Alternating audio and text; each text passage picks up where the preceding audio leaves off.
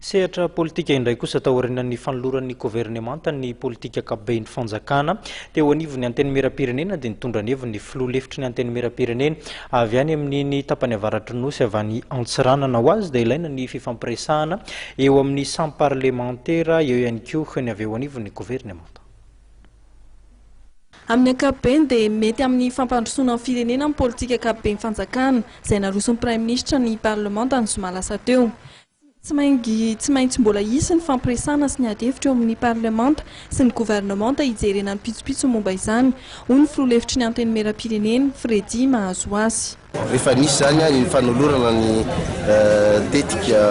tetikasa fampandrosoana ny firenena izay nataony andriamatoa Prime Ministre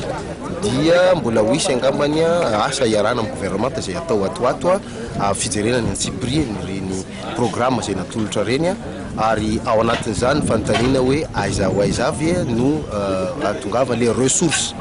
vola avy aiza no ampiasana anatanterana an'igny, vola avy eto amintsika ve sa vola avy any amin'ny sehatra tsy miankina ve sa vola avy any ivelany ve fanampiana ve no andrasana, reny zany an'izao no anisan'ny fanontaniana izay mipetraka fa ny mahafaly dia mahita fa misy ny finiavana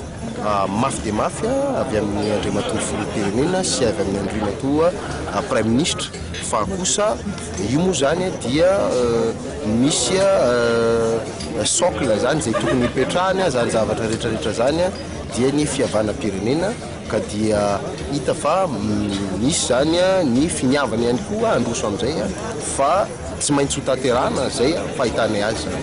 Ahafahana mametraka tetikasa amin'ny fanitsy amin'ny zava-misy araka nambaran'andriamatoa Fredy Mahazoasy no antony tsy maintsy mbola ilana amin'ny fampidiniana eo amin'ny parlemanta sy ny gouvernemanta. Miankina tanteraka amin'ny fizotry izay dinika izay no hamaritana ny fotoana andanian'ny solombavam-bahoaka ao anatin'ny fivoriana azon'ny be sy maro hatrehana ny politika akapobehin'ny fanjakana.